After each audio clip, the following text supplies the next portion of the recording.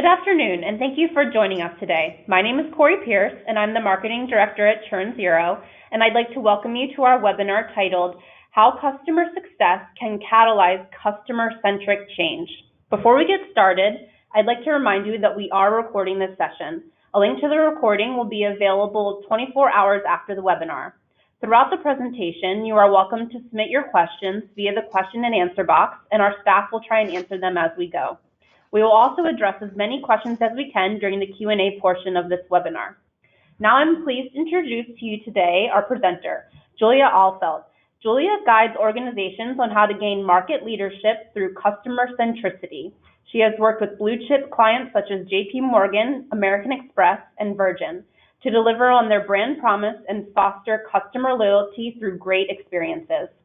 Julia is now a certified customer experience professional and is an independent business advisor assisting organizations to define and deploy CX strategies. She is also the host of a monthly podcast that I would recommend checking out called Decoding the Customer, which explores business trends and innovation in the field of customer centricity. And with that, I'll turn it over to you, Julia. Great. Thank you so much. It's really great to be here today. It's wonderful to be sharing a bit about customer centricity with everyone. I've dedicated my career to helping organizations understand their customers and deliver better experiences, so I'm always thankful to have the opportunity to share this with others. Today's webinar will have 5 parts. We're going to start by looking at the changing customer landscape, so understanding what is the age of the customer. We're also going to then be looking at customer-centric business practices and kind of trying to unpack, so you want to put the customer at the center of your business, and what does that mean? We'll then be looking at some case studies, so some examples of customer centricity in action. Then we'll go on to the customer centricity journey and how organizations can mature and evolve around the customer. And finally, we're going to close out with some practical tips, so what customer success teams can do with all of this. Since this talk is about how businesses can become customer-centric, I thought it would be apt to start off by defining why that is something that's important. So we're now in what's called the age of the customer. And the age of the customer, this is this concept that was originally defined by Forrester Research. And it's the idea that there are these different industrial eras. And each of these industrial eras was defined by the kind of technological advancement of that time. And the brands that rose to preeminence were those brands that were able to harness those technologies and use them to become more efficient and to become the dominant brands of their time. So in the age of manufacturing, we can think about brands like the Ford Motor Corporation. The age of distribution, we can think about companies like FedEx and DHL. The age of information, we can think about companies like Yahoo and Microsoft. And now in the age of the customer, we think of brands like Airbnb and Tesla and Apple. These are brands that have put the customer at the center of their business.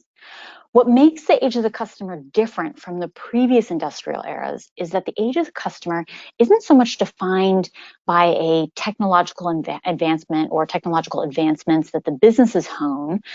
It's really more about technological advancements that have happened in the marketplace that have really changed the dynamics. And what we've seen in this is a shift in power from companies to consumers, because the age of the customer is defined by a marketplace that is filled with highly informed consumers that can make really smart decisions about when and where they spend their money. In order to understand the age of the customer, I think it's important to understand kind of the factors that went into it. So the age of the customer is the result of a perfect storm. Access to abundant information online, information that previously just organizations had access to, was now in the hands of customers. The advent of access to products and services through digital channels enabled customers to access products and services and interact with businesses in ways that they weren't able to before. So consumers weren't just restricted to brick and mortar stores or contact centers. They suddenly had online shopping and social media and other avenues that they could interact with companies and purchase things. And this just made it easier for them to switch between providers. The next factor that we see is the rise of millennial consumers. So millennials are sort of roughly defined as anyone born between 1980 and about 1982, 83, depending on whose definition you're looking at. And that means that the oldest cohort of millennials is going to be turning 39 this year. So they're no longer kind of the kids that we see at the mall or whatever on their phones and hanging out in little packs. So those are actually Generation Z. Millennials, the oldest group of them, are rising into their sort of peak earning years and becoming a really important part of the marketplace. And then finally, the most important factor in this perfect storm was the advent of smartphones. And smartphones really just added fuel to the fire for everything else. So all of that information that consumers have access to online, the new channels of interaction, those things were transported from a desktop experience to an experience that you can have 24/7 anywhere. And millennial consumers are early adopters of these things through their smartphones. So those are the factors that sort of led us to where we are. And it's interesting because within this context, companies no longer really control their brand reputation with all these factors. Customers do. And customers have higher expectations. They don't check these expectations at the door when they go to work. So oftentimes when we think about customer experience, customer centricity, we're thinking about it in a B2C context. But all of those expectations that we have as consumers out there in the marketplace, we take those with us to work every day. So we've gradually seen the impact of the age of the customer move from the B2C space into more of the B2B world. So it should come as no surprise that customer experience has been identified by executives as a key competitive differentiator in the future. And again, within this context, businesses have to live up to their brand promise or risk being raked over the coals. Customers have little patience for inefficient or laborious experiences. As time becomes more scarce for all of us, we all demand experiences that kind of at worst fit seamlessly into our world and at best add value to our lives or help us achieve our goals. So I've been talking quite a bit about customer experience, but before I go any further with that, I wanted to kind of level set our definition and our understanding of what is customer experience. It's probably, the two most used, they're the two most used words in my vocabulary for sure. But a friend and colleague recently pointed out that it's not something that someone else always thinks of in the same way that I do. So just wanted to kind of give you the definition of customer experience as we're talking about it here. So I think of customer experience, I and many others in the customer experience field, think of customer experience as all the ways in which a consumer interfaces with a brand. This includes things like product, customer service, brand affinity, communication, a web app interface, store environment, and many, many more things. It's super multifaceted. When I first started talking to organizations about customer experience, a lot of people would think about it in terms of customer service. And yes, customer service is a really important piece of overall customer experience, but it's not the only thing. And what's really important about customer experience is that customer experience is the key to loyalty. So loyalty is the result of the cumulative effect of experiences. So sometimes I like to explain loyalty as like a jar of experience marbles. And as you have a good experience, you drop another marble in and you have a really bad experience and maybe you take a handful of marbles out, and it's rare that somebody comes and just knocks the whole jar over and all the marbles spill on the floor, but it does happen. But we have to understand that loyalty isn't something that you can buy or sell with points programs. It's really something that has to be earned over time by hitting the mark on all of these different facets of interaction.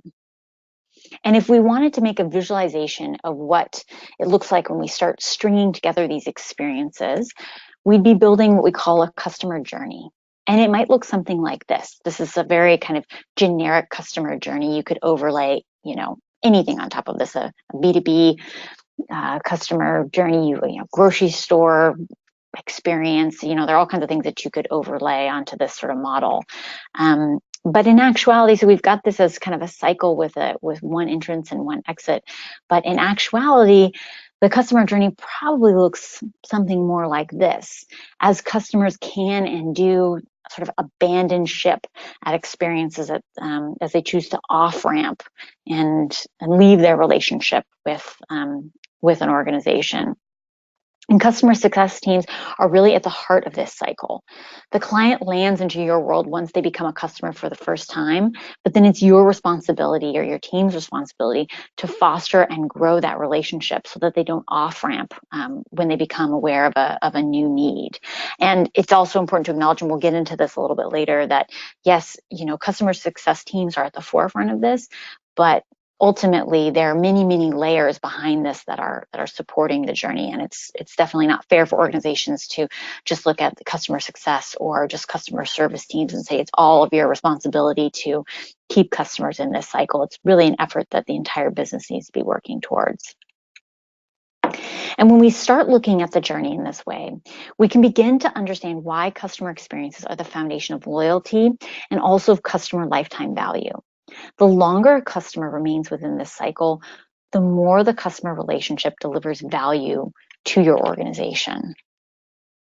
And it should come as no surprise then that there are also loads of stats to back up this idea that experiences drive value through customer loyalty.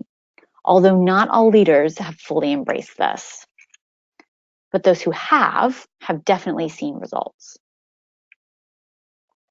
The challenge with customer experience is that we can't just sit in a vacuum, analyze our customers, design awesome experiences, and then airdrop those into our customer lifecycle. To consistently deliver great experiences, the kind of experiences that foster loyalty, a business has to be customer-centric. But what does it mean to be customer-centric? Being customer-centric, at least in my humble opinion, means that you are putting the customer at the center of your business.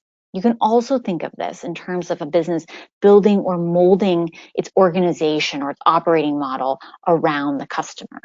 This means that the key components of the operating model, people, processes, and systems, are all aligned to the same strategic North Star, which is defined by the needs of the customer. This North Star or the customer promise might be originally defined by the marketing team or a strategy team, but it has to be realized through the entire operating model. The challenge with this is that businesses haven't historically been set up to solve customer problems. To be honest, they've been set up to solve company problems. So remember how we started with looking at the age of the customer in these different industrial eras? Well, the industrial eras before the age of the customer were all about achieving technical or efficiency mastery, but that's not the case anymore. So businesses have become really good at building silos and scaling those silos, but it turns out that building and scaling silos is not a great recipe for good customer experience. And as a result of this, most organizations have a massive customer experience strategy gap, or what I call the customer experience strategy gap. So their strategies were focused around customer acquisition and tactical retention, stuff like that. But the view for how to keep customers once they've acquired them was really underdeveloped or totally ignored. And this has been exacerbated by the fact that most businesses don't have a clear default owner for the customer mandate. So if I were to take you through all the components that make a business customer-centric, we'd be here all day, and I know we don't have time for that as much as I would love to. So I've picked 3 of the most important enablers for customer-centric business practices, and I'm going to take you through these, and then we're going to take you through some case studies that help exemplify how these things come to life. So the first of these enablers is CX strategy alignment. So ultimately, a brand's vision and mission set the tone for the customer experience strategy. This is what makes a customer experience distinct. So Virgin is one of my favorite examples of this. They've done a good job of delivering a good experience, but it's also a very branded experience. When you're having an experience with a Virgin brand, it has a very specific look and feel and very specific attributes to it. That said, the business also needs to listen to the needs of the customers, and this insight should inform the business strategy and possibly the evolution of things like the vision and the mission. Also, business planning needs to support the customer experience. This is really key for moving from customer experience as a project to customer experience as a way of doing business, which is something we're going to get into a little bit more later. And this means creating unity around vision, mission, and purpose, creating a clear definition of what good looks like, goals and objectives, defining goals and objectives for customer centricity and customer experience innovation, and making sure that business planning supports the delivery of customer experience. So these are 4 ways that you can foster customer strategy, a CX strategy alignment, where you have the business strategy and the CX strategy feeding into each other and not living sort of separately in their own vacuums. The next one is organizational accountability. So everyone works in the service of the customer, everyone. Yet many teams struggle to make the connection between their day-to-day responsibilities and the customer experience. I see a perfect example of this when I go into organizations to do journey mapping, and I'll ask teams from across the business to come participate and bring their knowledge and their understanding of the customer to put it all together. And oftentimes, some of the kind of back office teams, IT or HR, I'll ask them to get involved in this process, ask them to come to the workshops, and they'll decline the invitation, and they'll say, I don't know why you want me to do this, because I don't work directly with customers. So they don't understand that even though they're not customer facing, they still play a really important role in delivering the foundation that then becomes a good customer experience.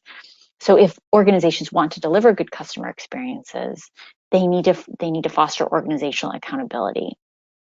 Because at the end of the day, the entire business is responsible for delivering great customer experiences.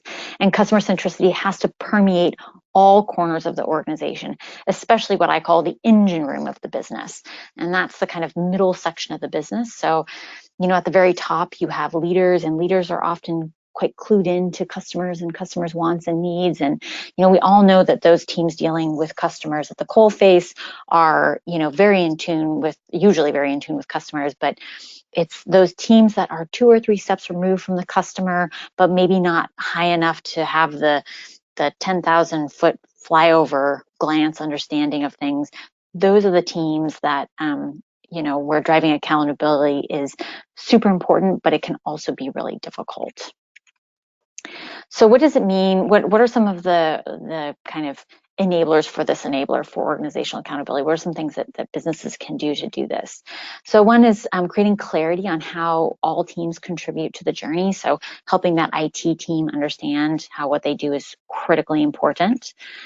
Creating structures that drive ownership at the team and individual level for accountability. So whether that's having KPIs tied to people's personal performance reviews that are tied to things that they do that contribute to the journey. Establishing a unified mindset reinforced by culture. So this is super important. You can build the structures, but you also need to have the culture that kind of holds those things together. Then the next, finally, I think I just skipped through one of my, okay, finally, my third enabler of customer centricity is voice of the customer feedback loops. All too often, I see organizations gather data about their customers, do research, and then do nothing with that information. I'm sure many of you have also experienced this, where your organization commissions some research study and then it gets presented, and then the findings die a sad and lonely death on someone's laptop. No customer journey is perfect, but there are always opportunities to improve it. And even when you think you've got that journey right, you need to be on the lookout for changing consumer preferences or customer preferences. So therefore, organizations need to figure out their process for continual journey improvement. It's an ongoing process, and it helps move customer centricity from a project into kind of the way that we do business. So how can we get voice of the customer feedback loop in place? It's about understanding customer wants and needs and their pain points through the journey, creating a process for developing and launching improvements to support the customer mandate, and continual measurement that aligns customer strategy and goals. So those are some of the ways that organizations can get started establishing their voice of the customer feedback loop. So Now we're going to move from kind of the theoretical into the more practical. So what do these things look like in practice? And we've got 2 case studies that we'd like to share with you. The first one is from Airbnb. So I had the opportunity to interview Desiree Madison Biggs, who is the head of customer experience at Airbnb. She's also a member of the same professional association that I'm a member of. And this, my interview with her was featured on episode 3 of my podcast. So if you want to go back and listen to the whole thing, it's there for you. But yeah, it was really interesting. I went and spent the day with her at Airbnb's headquarters in San Francisco and got to learn a lot about what they're doing. And one of the really important things that I see with Airbnb that they've done is they've done a really good job of fostering strategic alignment. And they've done this through having a clear purpose, vision, and mission that then feeds into their values. And then they've also taken those values and they've turned them into, they've defined those as kind of specific behaviors that they want their team members to have. And they've taken this strategy and had it really found ways for it to truly permeate the entire business. So what does this look like for them? So Airbnb has defined their purpose as creating a world that inspires human connection. And then their vision and mission are to belong anywhere. They've gone on to describe their values as be a host, champion the mission, be a serial entrepreneur, and that is not a misspelling. It's cereal as in cereal because it's an Airbnb and you eat cereal in the morning. And then finally, embrace the adventure. And they've defined some really specific kind of behaviors that they want to see in their teams. Things like care for others and make them feel like they belong, build with the long term in mind, imagine the ideal outcome, be bold and apply original thinking, be curious, ask for help, and demonstrate the ability to grow. All of these things. And it was interesting because when I was speaking with Desiree, they support the delivery of their mission without ever explicitly saying be customer-centric. And in fact, they don't necessarily talk about customer-centricity. They talk about community-centricity. So they look at their key communities as their guests, their hosts, and then their employees.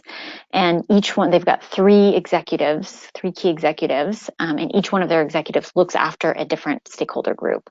And I thought that was quite interesting that they've, sort of moved beyond even thinking about this as being customer centric, but they really look at this as being, community centric. So how do they then turn this strategy into action? So I've got like a couple of examples here. So one is that they have definitely established a insights to action feedback loop. They have clearly defined their customer journey. And they've got it featured in like a really prominent place in their office. They have these really beautiful illustrations done. They've done a good job of communicating kind of what is this journey. They encourage their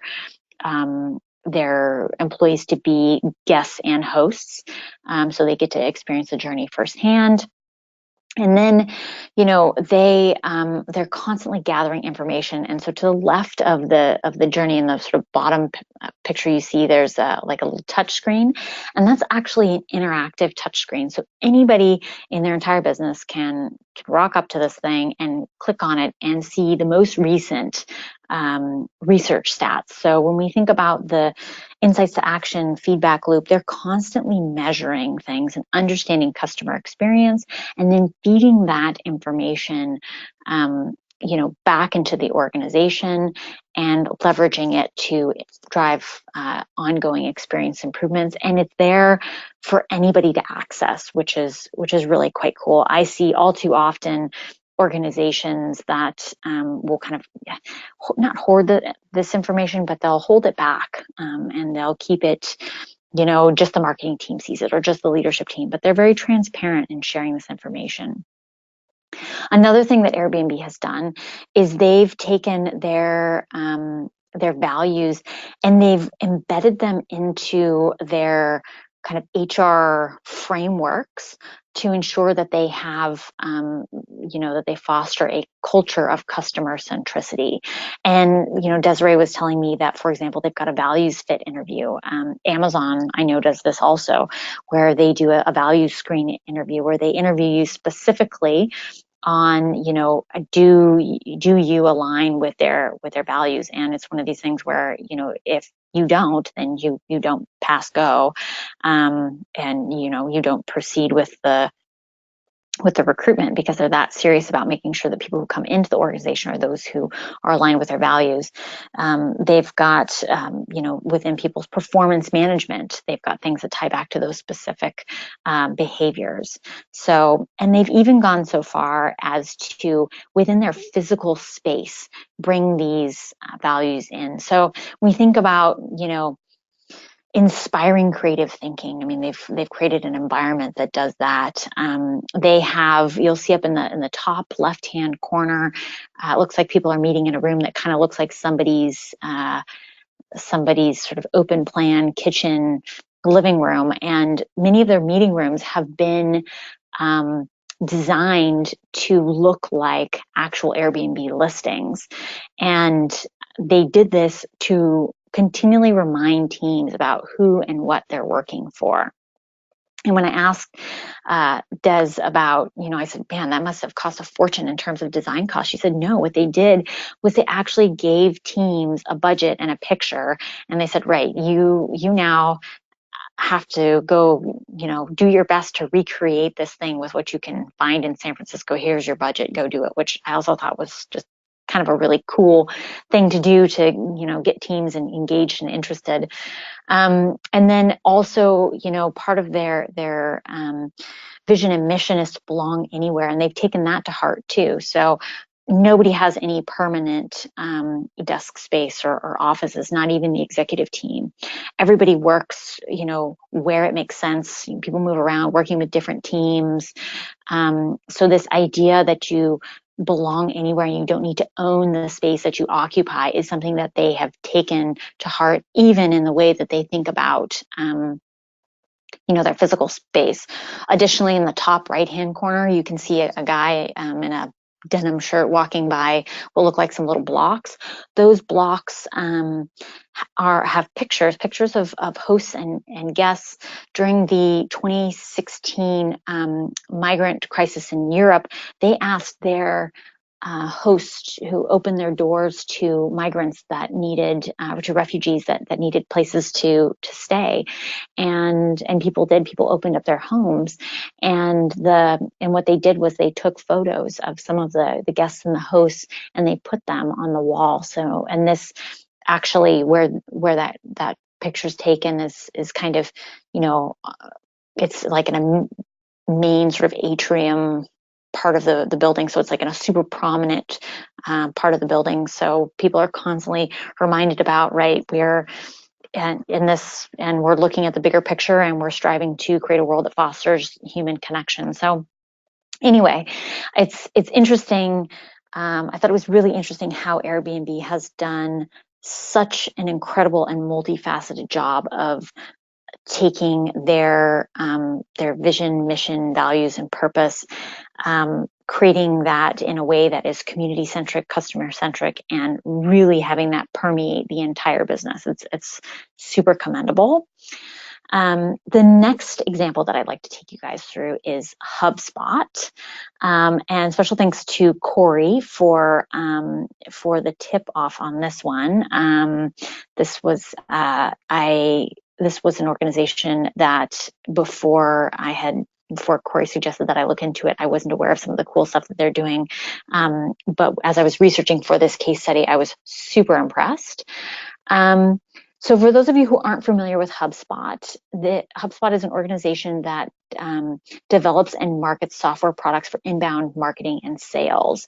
It was founded by Brian Halligan and Dharmesh Shah in 2006. And its products and services include tools for social media marketing, content marketing, web analytics, and search engine optimization. So HubSpot has put the customer at the center of their business strategy, and this comes from the top. So this quote here that you see on the right-hand side is a quote from one of the co-founders, Dharmesh Shah. So this drive of customer centricity from the top is one of the things that HubSpot has in common with Airbnb. And I have to say, it's also something that, I think most of the organizations that are more sophisticated in the way that they manage customer experience are those that have leaders that feel very strongly about this, because to the very first point, your customer experience strategy needs to align to your to your overall business strategy. And if you don't have a leadership team that is connecting the dots on that, it's difficult to do so. And so like Airbnb, HubSpot has defined what this means for them, what the customer centricity means for them. And in their case, it's what they call the customer code, which is made up of 10 different components. So you'll notice that one of these, ask for feedback and act on it, speaks directly to voice of the customer feedback, and that many of these other pieces of their customer code speak to broad organizational accountability, which is very cool. And they're super clear about reporting on that organizational accountability publicly every year. I think this is fantastic. They rate their own performance and they put it on their website. They're for everybody to see. This keeps everyone accountable, especially the leaders. This is super impressive. I don't know very many organizations that would, put this out there so honestly and so openly. Some of the organizations that I work with have a hard time sort of looking in the mirror and even evaluating these things and sharing it internally, let alone with the entire world, all their customers and all their competitors. But they have said this is something that's so important, that's the way they want to look at it. They call their growth strategy the flywheel. And they point out that through continual improvement, they fuel this flywheel. So they make a very clear connection between ongoing improvement in the journey, removing friction from things, and fueling what they call the flywheel. So they see a direct connection between creating customer centricity, improving journeys, and the results that delivers. And it definitely has delivered results for HubSpot. So as of 2012, their average customer value was already somewhere around, $6,200 per customer.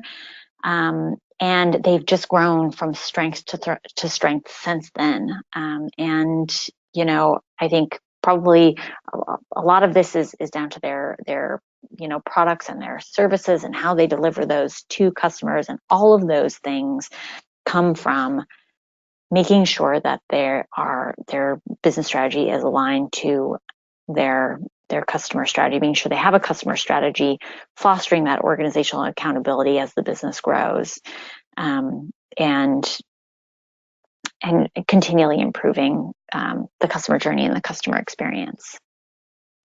Great. So now what I'd like to do is switch a little bit into what customer success teams can do and how you can understand this concept of customer centricity for your own organization. So to kick things off, I want to take you guys through what's called the customer maturity journey. And as we do this, Corey is going to open up a poll here.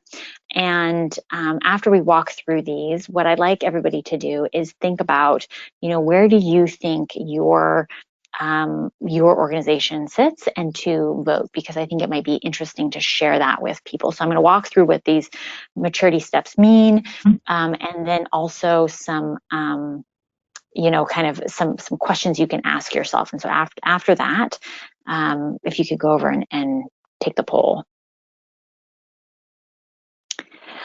All right, so to start things off, we've got the first kind of phase of this. So as brands integrate customer experience management into their business, it's this journey. And a lot of businesses start in this phase that is kind of what I call like customer what? So it's the ignore phase. It's when the business leaders are sort of sticking their head in the sand and pretending that the customers are not empowered. Can we please go back to the 1980s? You know, let's ignore the customers and hope they stop complaining. Then you've got explore, which is where, you know, a business might be interested in understanding customers a little bit more, but they haven't really put their money where their mouth is. There's not really funding for it. The next is mobilize. So they've moved from trying to understand the customer maybe more on kind of a project basis, doing a bit of research, into establishing a customer experience function. From there, they move to operationalize, which is where they start really putting some customer experience strategy and governance in place to make sure that this is something that really begins to kind of permeate the business in a more cross-functional way.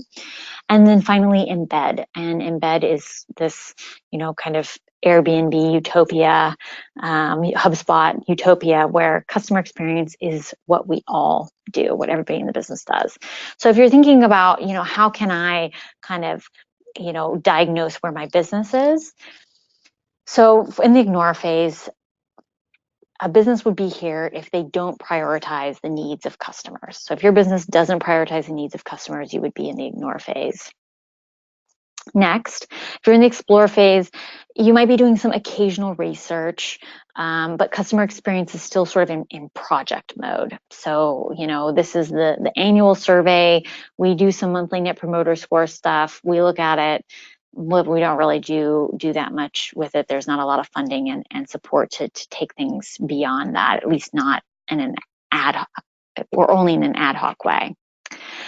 Then mobilize, so that's where customer experience management becomes a permanent fixture and customer experience strategy kind of begins to evolve.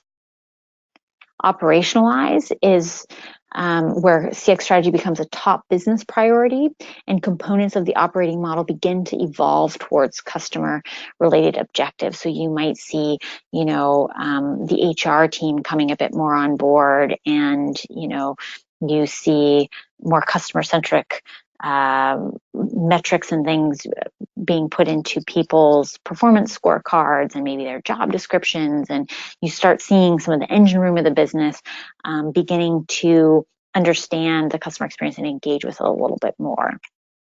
And then finally, we've got embed. So customer experience permeates all aspects of the organization. There's full accountability for customer experience and outcomes across all functions. The operating model is totally molded around the customer. So those are our 5 phases and some kind of food for thought in terms of where you think your organization is. So with that, cool. It looks like Corey's opened up the poll. Wonderful. So please feel free to vote, and then we'll take a look at that in a minute and review it. I know I'm very interested to see what you guys, where you guys feel your businesses are.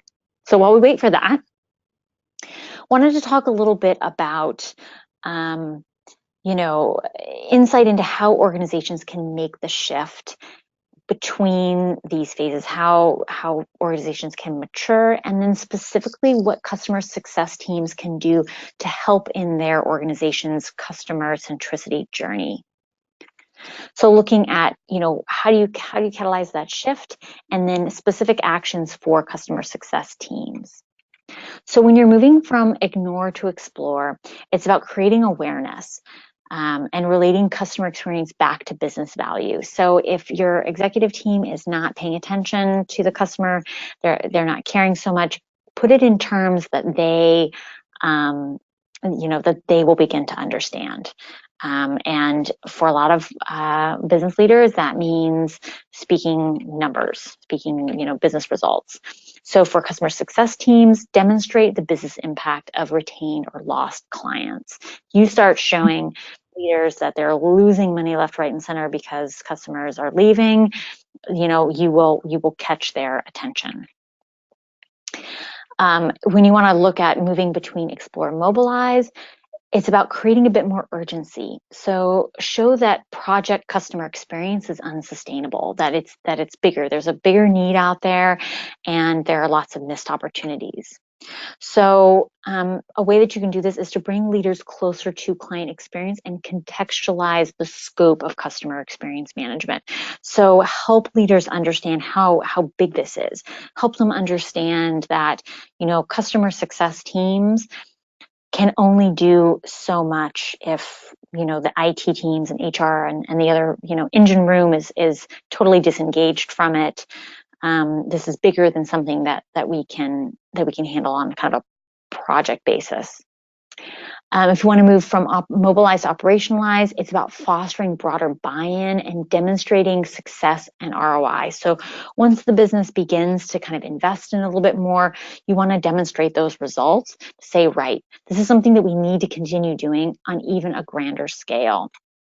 So I think for this, implementing journey management and prioritizing based on impact. So once you map that customer journey, start actively managing it, prioritize which changes to the journey based on, where can you kind of not close the off ramps, but where can you divert traffic away from, the off ramps on our circular journey and really kind of keep people in, and then demonstrate the ROI from that. Show what it means in terms of improved customer lifetime value and, impact on the bottom line. And that will really sing to your executives.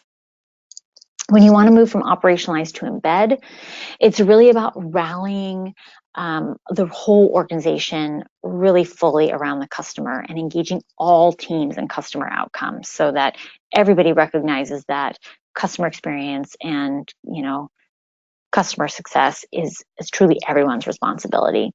So for that, it's about engaging closely with HR, IT, and other support functions to spread the customer mandate. And at this phase, and really from moving from kind of mobilize to operationalize and operationalize to embed, you really have to have that leadership support in order to do this and have some, demonstrable results to kind of help you with the momentum. So with that, before we move on to kind of close out, we've got some practical tips. But before we do that, let's check out the poll results. Let me see if I can see this on my screen. Corey, do I need to? Okay, so here we go. So nobody said, so we had 0% of respondents saying that their organization was in the ignore phase. I think that's great.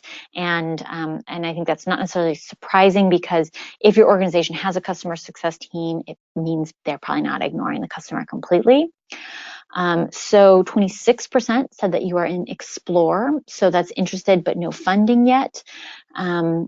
47% said mobilize. So they've got an established customer experience function. That's fantastic. 26% said operationalize. So strategy, where they've got strategy and governance in place, and 2% said embed. So where customer experience is what we do. And, I think that this distribution is more or less what I typically see as I engage with big Fortune 500 businesses. This is kind of where a lot of businesses are. I think in the last couple of years, we've seen, if we were to have taken this poll 3 or 4 years ago, we would have probably seen the bulk of people in explore and a few in mobilize. But it's only really recently where I think a lot of organizations have decided to really take this head on and to move into, how can they mobilize and establish a customer experience function. So that's great to see. And if you are still in explore, know that you're in good company. I mean, a quarter of respondents still feel like they're in the explore phase. So there's still work to be done, but you are not alone. So with that, just want to kind of close out. Let me see here. I don't know if I have to close the poll quickly to move forward. There we go, practical tips. Okay, so just in closing, I've rounded up some practical tips for things that you can do. So some of them might require a bit of planning, some CapEx, some support, but some of these are things that you might be able to start doing immediately. So what can customer success teams do? A couple of things. Demonstrate the business impact. Sing to your executives in the language that they want to be sung to in. So report on customer value, not on revenue. Start looking at things in terms of the customer. Look for some illustrative examples of retained or lost clients. So if you've got a really burning example of a great key client that was recently lost, and you want to build that into a case study, a story for your executive team that exemplifies kind of how things are going wrong in the journey, I think that can be really powerful if then that's also backed up with, right, and this is how many customers like that we lost over the last quarter or whatever. The next is to bring leaders closer to the client. So, the farther people are removed, or I guess the more senior people become, unfortunately, it also means that they become more and more removed from the customer. So when and where possible, it's great to bring executives back into the customer's world, whether that's taking them on a client visit, having them field some calls, those things, even if they're just kind of occasional, it helps bring executives back to sort of the pulse of what the customer need is. Mapping the customer journey as a cycle, having that be something that features prominently in your communication with leaders. Maybe it's about, putting it in terms of the life cycle with those on and off ramps and showing, hey, this is the off ramp, this is what's happening, this is the bad experience, and hey, this off ramp means there's money leaving. Next is implement journey management. So, getting some ongoing client listening to understand needs. As customer success teams, you're doing client listening all the time. So, how can you take that information and have it sit side by side with things like ongoing research and, brand monitoring and other things, and making sure that these bits of insight don't sit in silos, but they actually work together. And then establishing an ongoing insights to action loop. And a way that you can do this is maybe pick something that is really wrong with the customer journey, something that you see on a day-to-day basis, and suggest that there be an initiative to fix it. And if you can do that and you can demonstrate ROI, you will get the executive's attention, and then that can turn into, okay, how do we do this on an ongoing basis? How do we tackle one of these things, every quarter if we need to? The final one is to engage with teams to spread the customer mandate. So define what kind of governance would empower customer success. So what do other teams in the organization need to do to help you out? How can they support you? And think about what kind of governance that would look like. And then finally, define customer principles for customer success and advocate to scale this. So sit with your team and think about, what are our principles? What kind of behaviors and actions, result in really good customer experience from the perspective of customer success? Define those as principles, spread them within your team, and if you can kind of show that as a best practice or an example of what works within the business, you can then begin to make the scale for, hey, let's scale this. Let's define some customer principles for our product team or our marketing team or our HR or finance, all of these other teams. Let's think about how we can define some broad principles and then make them specific for different teams. And that's how you can kind of lead by example with that. So anyway, great. And with that, I think we will hand over to some questions. I think we've got just about 10 minutes for some questions. Awesome. Thank you so much for that presentation, Julia. And so at this time, I'd like to invite the audience to please go ahead and submit your questions via the question and answer box in your webinar console.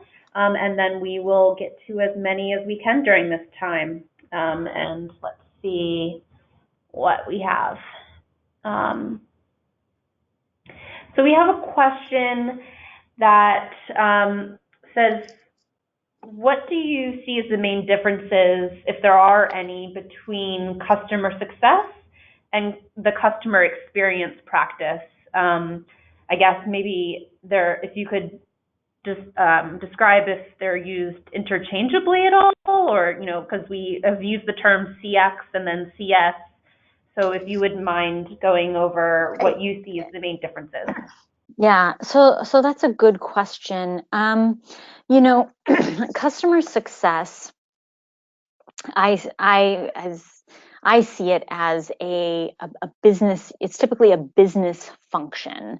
So, customer success teams are typically responsible for driving specific outcomes related to customer retention and growth of customer relationships. So it's, these teams are responsible for kind of the tactical, realization of value for the customer. Customer experience is a bit more abstract in that it encompasses all the ways in which a customer interfaces with a brand. So in a B2B setting, it would be the actual product that they're interfacing with. It might be newsletters that they get from the marketing team. It might be, the sales team that they interacted with at, during the RFP process or whatever, the training and onboarding that they received. And it's kind of all of the different, touch points and experiences, all the ways in which a customer interfaces with a brand or an organization. And then customer experience management, or kind of, as we've spoken about it today, as customer centricity, is how does a business, make sure that all of those ways that a consumer interfaces with a brand, how do we make sure that all of those things are kind of doing what we want them to do to deliver the intended or the ideal overall customer journey. Awesome. We have another question that says, how would you recommend going about getting customers to start providing feedback on their experiences with your product or your customer-facing teams in a standardized way? Okay, so this is a great question because customers are constantly providing feedback to teams in their interactions with those teams. And I typically suggest kind of a multi-pronged approach to this. One of them is to, ask the teams to volunteer what they're hearing and seeing. Another way that you can do this is to have, kind of a place that customers can go to organically, provide suggestions or feedback. So it's a push from them rather than a pull from the company. Another thing that you can do is, I think, for organizations that are in a B2B space where you've got fewer customer relationships than in a B2C example, I think a really good way to gather insight is to do in-depth qualitative research. So maybe once a year, go out and do some focus interviews with some of your key clients, and see if you can use that as a way to gather insight on how things are going. You'll notice that I haven't said send out a Net Promoter Score survey, and that's intentional. I think a lot of organizations out there send surveys asking for feedback and for a score. And, the challenge with that is that you get this kind of, what we sometimes call like survey score addiction, where companies are, too focused on the score, and actually you want to be focused on the results. So the results are we keeping our customers? Are we growing our relationships with our customers? And oftentimes the challenge with those surveys is even if you have a a free form text box where somebody can, give us a rating and then explain why. You'll kind of get these, one or two sentence answers that you can't always do a lot with. So that's why I suggest doing some more in-depth kind of focus interview style research periodically, once a year, something like that, as a way to really kind of dig into, what are customers thinking. I mean, if you've got a survey on an ongoing basis and it's working for you, I think that can be one of the prongs. But in kind of a B2B setting, I don't think that would be the first thing I would suggest. I think that's great advice. We have another question that's kind of similarly related. How would you, or any tips you have for getting customers who have left the cycle or who are not customers anymore to give their feedback? Because you went through the loop and people are off ramping all the time, so that seems like important to feedback for sure to get to take into consideration. So any thoughts there? Wonderful question. I mean, I'd say reach out to those customers after they've left, and say, we'd like to have the opportunity to, either win back the business or deliver better experiences to other businesses, so that we can, rectify whatever it was that caused you to leave. Could you please provide your feedback? And those organizations that have had an experience, or that have left, I think are sometimes more likely to provide that feedback than if you were to go out to, for example, a non-customer, somebody who's never had any dealings with your business, and ask them to participate in something, because they don't really have any skin in the game, quote unquote. So I mean, I'd say reach out to them either through a survey, or, again, I think depending on the context of your business, if it's if something like focus interviews would work, you could probably go out to speak to 10 or 15 customers that have recently left, and it wouldn't be a totally arduous exercise, and you could use that as some pretty fantastic, rich insight. I agree. I think that's great. We have another question that says, what metrics or goals should we be aware of when trying to measure the health or improvements in the customer's journey, or how do we know if things are going as they should? Another excellent question. So, I mean, ultimately, the ultimate kind of health score for the journey is going to be, customer lifetime value, which is, how, and the size of the customer base. So, how long are people remaining customers, and how engaged are they with your product or service over time? And then multiply that by the size of the customer base. If the customer journey is good, your retention is going to be longer. People are going to be more engaged with your products and services, and you're going to have more customers. So that's the kind of end goal. But then it is important to understand, and those are kind of, lagging indicators. So you want to look at your leading and your lagging indicators. Your leading indicators are, what are some of the things along the journey? And with that, it's difficult for me to provide, really specific things without understanding what the business is. But what I would do is sit down with your team and understand your journey, break it down into your customer's journey, break it down into 7 steps, and think about, what does good look like at these different kind of phases along the journey, and what goes into it. So, if your business is, I'm just trying to think of, I did a project recently for an insurance company, and a big thing for them is quote turnaround time. They know that, if they can quickly turn around accurate quotes, it makes the customer happy at their sort of decision making phase. So then, quote turnaround time becomes something. So,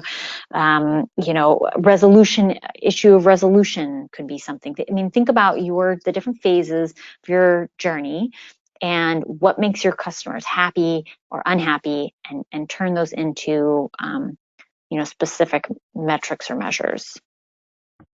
Awesome.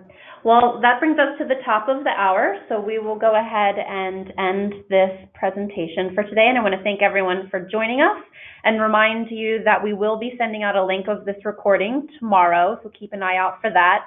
And also, please go ahead and check out the handout that is in the webinar console that goes over the CX maturity curve and the key takeaways that Julia provided. And a survey will pop up at the end of this webinar, so please take your time to give us some feedback on this webinar, and we can use it for the rest of our webinar programming. And thank everyone for joining us today, and thank you, Julia. Thank you.